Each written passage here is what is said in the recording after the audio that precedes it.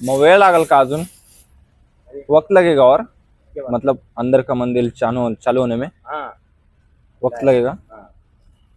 ठीक आहे मित्रांनो, वेळ तर झालेला आहे. साफसफाई मंदिराची झाली आहे. आपण आता आत प्रवेश करूया. शरणमय्यप्पा वक्रतुंड महाकाय सूर्यकोटी समप्रभो निर्विघ्नं कुरु मे देव सर्व कार्येषु सर्वदा. जवळजवळ 50 वर्षापूर्वीचं जुनं मंदिर आहे. त्यामध्ये नमस्कार, जय श्रीराम मित्रांनो. तर आज मी तुम्हाला घेऊन आलेलो आहे श्री अय्यप्पा मंदिर द्वारका नाशिक येथे. आता सकाळचे 6 वाजले आणि आपण मंदिर उघडायची वाट बघतोय. मंदिर उघडलंच आहे. तर मधलं मंदिर जे मेन मंदिर आहे ते आता उघडणार आहे 6:30 वाजेपर्यंत. तर मी तुम्हाला मधली सगळी टूर तोपर्यंत सांगतो, इथपर्यंत कसं यायचं ते. तर चला मी बघू. श्री अय्यप्पा स्वामी मंदिर हे दक्षिण भारतात मानले जाणारे अतिशय प्रसिद्ध देवताचे मंदिर आहे. यांचा जन्म हा शिव आणि मोहिनी रूपी विष्णू यांच्याद्वारे झाला अशी मान्यता आहे. म्हणजेच विष्णू भगवान मोहिनी रूप धारण करून भगवान शिव यांना भेटले आणि त्यातून अय्यप्पा स्वामींचा जन्म झाला. अय्यप्पांना समर्पित असलेले शबरीमाला मंदिर हे मुख्य मंदिर केरळमध्ये आहे आणि त्यांनाच समर्पित असलेले नाशिकमधील हे मंदिर जेथे आज मी तुम्हाला घेऊन जाणार आहे. मित्रांनो, नाशिकमध्ये एकूण 5 मंदिरे आहेत. त्यापैकी हे एक मंदिर. अय्यप्पांची आख्यायिका आणि पौराणिक कथा वेगवेगळ्या प्रदेशांमध्ये बदलतात, जे कालांतराने विकसित झालेल्या परंपरेचे प्रतिबिंब आहे. मल्याळम कथेनुसार अय्यप्पांना पांडाळ राजाचा योद्धा राजपुत्र म्हणून सादर केले जाते. नंतरच्या काळात अय्यप्पांच्या कथांचा विस्तार विविध आवृत्तींमध्ये झाला, ज्यामध्ये त्यांचे वर्णन एक योद्धा म्हणून केले गेले. हिंदू धर्मशास्त्रानुसार त्यांना शिव व मोहिनी म्हणजे विष्णूंचा स्त्री अवतार यांचा पुत्र मानले जाते. अशा प्रकारे ते शैव आणि वैष्णव या दोन्ही धर्मातील लोकांसाठी खूप पूजनीय आहे. मंदिराच्या पार्किंग एरियामध्ये आलात तर तुम्हाला इथे उजव्या बाजूला दिसते की पार्किंग फॉर डिवोटीज ओनली.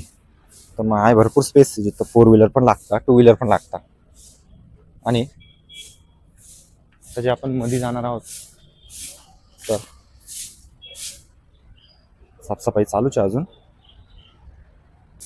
मग वेळ लागेल का अजून? वक्त लगेगा और मतलब अंदर का मंदिर चालू होने में वक्त लगेगा. ठीक है, रुकता हूं मैं फिर. तर मित्रांनो, वेळ तर झालेला आहे. साफसफाई मंदिराची झाली आहे. आपण आता आत प्रवेश करूया.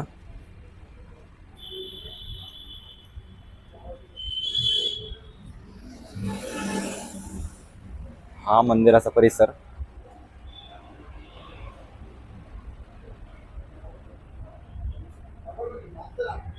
प्रत्येक मंदिराची इथे ऑलमोस्ट 4 ते 5 मंदिर आहे. प्रत्येक मंदिराची तुम्हाला मी सखोल माहिती सांगतो मंदिराकडे जाऊन. चला, आणि मेन मंदिराची पण माहिती आपण आज बघणार आहोत. मित्रांनो, मंदिरात प्रवेश केल्यावर आपल्याला लागते सर्वप्रथम सावतामाळी, दावर स्वामी आणि कटचो स्वामी यांचे.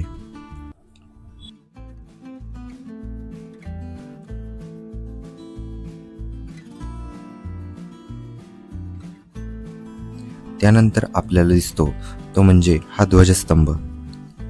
हा स्तंभ श्री अय्यप्पा स्वामींना समर्पित आहे.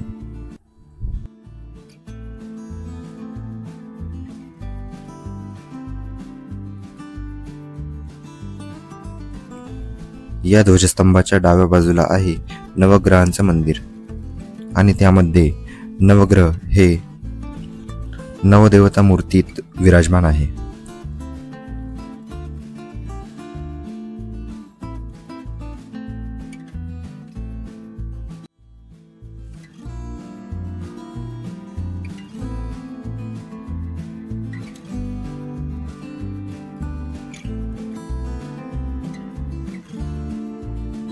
खूप उंच असं खूप प्राचीन वडाचं झाड आहे. जेव्हा हे मंदिर पण नव्हतं त्याच्या आधीपासून हे वडाचं झाड आहे.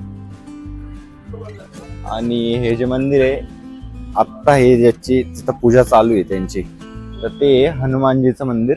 हनुमानजी, भुवनेश्वरी आणि आपले भोलेनाथांचं मंदिर. तर मित्रांनो, श्री भुवनेश्वरी आणि बजरंगबलीच्या मंदिरानंतर आपण आता मेन मंदिरामध्ये जाणार आहोत, जे की आहे अय्यप्पा स्वामींचं मंदिर. तर चला आत जाऊया. तसे बघायला गेले तर नाशिक येथे अय्यप्पा स्वामींची प्रमुख 5 मंदिरे आहेत आणि त्यापैकी हे एक आहे. या मंदिरात कार्तिक स्वामी, गणपती बाप्पा आणि अय्यप्पा स्वामी यांचे मेन मंदिर आहे. या मूर्त्या काळ्या पाषाणात अत्यंत सुंदर रूपात स्थापन केलेल्या आहेत आणि हे मंदिर येथे मागच्या 50 वर्षापासून स्थापित आहे. अय्यप्पन हे एक योद्धा देवता आहे.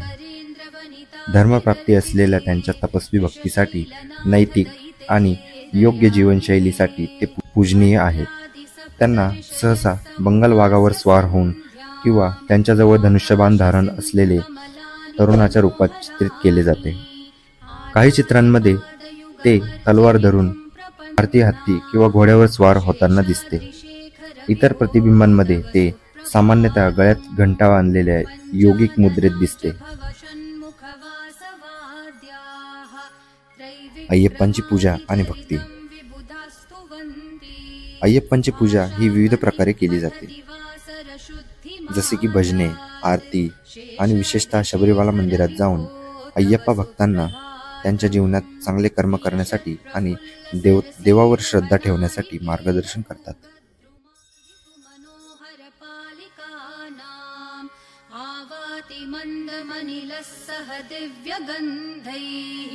शेषाद्रिशेखर विभो तव सुप्रभातम् उन्मील्य नेत्रयुगमुत्तम पञ्चरस्था पात्रावशिष्ठ कदली फलपायसानी. आता आपण या मंदिराची माहिती श्री पंडित प्रबोध कोरडे यांच्याकडून ऐकूया.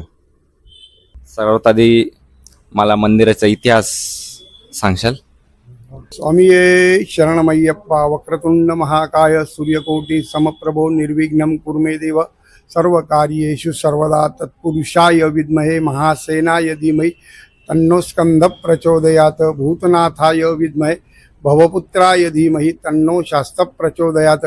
असे नाशिकमधील द्वारका हॉटेल जवळील अय्यप्पा मंदिर आहे. ते जवळजवळ 50 वर्षापूर्वीचं जुनं मंदिर आहे. त्यामध्ये गणपती, कार्तिक स्वामी आणि अय्यप्पा स्वामी आणि इतर देवता, नवग्रह, शिव, भुवनेश्वरी, मारुती, सावतामाळी, वावर स्वामी असे इतर देवता पण आहे, उपदेवता पण आहे. त्याचप्रमाणे नवग्रहाचं जुनं मंदिर आहे. त्याचप्रमाणे अय्यप्पा मंदिराला जवळजवळ 50 वर्ष पूर्ण झालेली आहे. या मंदिरामध्ये मंडल महोत्सव म्हणजे अय्यप्पा स्वामीचा महोत्सव होतो नोव्हेंबर ते संक्रांतीपर्यंत. कार्तिक स्वामीचा कार्तिक पौर्णिमेला उत्सव होतो. गणपतीचा गणेश उत्सवामध्ये महागणपती होम नावाचा कार्यक्रम असतो, तो एक उत्सव होतो. असे दर वर्षाला पोंगल, विशू, ओणम हे पण सगळे उत्सव, भुवनेश्वरी देवीचा एक उत्सव तयार होतो. असं दरवर्षी पूर्ण वर्षभर कार्यक्रम चालू असता अय्यप्पा मंदिरामध्ये. तर स्वामीजी, इथं जे मंदिराच्या परिसरात जे एक चिकित्सालय आहे पाठीमागं, त्याचं काय आहे सांगता का? आयुर्वेदिक वैद्यशाला नावाचं एक केरळचं औषधालय आहे. आयुर्वेदिक औषध इथे संपूर्ण ट्रीटमेंट केली जाते आणि ते डॉक्टर सकाळी 10 वाजेपासून रात्री 8 वाजेपर्यंत सेवा देतात सर्वांना. आयुर्वेदिक कोट्याकलचे औषधं सगळे विकले जातात इथे. आयुर्वेदिक पद्धतीने सगळं चिकित्सालय होतं आणि भरपूर गर्दी असते तिथे. त्यामध्ये काय काय आजार, म्हणजे मेनली कोणते कोणते आजार असतात? ते सगळ्या याच्यावरच्या आजारावरचे औषध आहे त्यांच्याकडे. ते फाईल पाहून संपूर्ण आजारावर औषध उपचार करतात. आयुर्वेदिक डॉक्टर येते, नाडी पाहून नाडी वैद्य येते, नाडी पाहून ते संपूर्ण आजारावर व्यवस्था हे करतात. आणि गुरुजी, हे जे मंदिराचं हे जे स्तंभ आहेत त्याला उपदेवता म्हणतात. उपदेवता म्हणतात त्याला. उपदेवता म्हणतात, वैश्यदेव म्हणतात. वैश्यदेव करण्याची ती पद्धत आहे. साऊथ मध्ये ती वैश्यदेवाची पद्धत असते, ती वैश्यदेव करतात. उपदेवता आहे ती. उपदेवता. धन्यवाद स्वामीजी, मला या मंदिराबद्दल माहिती दिल्याबद्दल. शरणमय्यप्पा.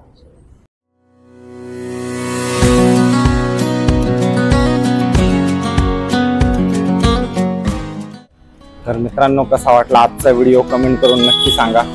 आणि असेच नवनवीन व्हिडिओ बघण्यासाठी माझ्या चॅनलला फॉलो करा. नाव आहे मयूर उर्वे. नमस्कार, जय श्रीराम.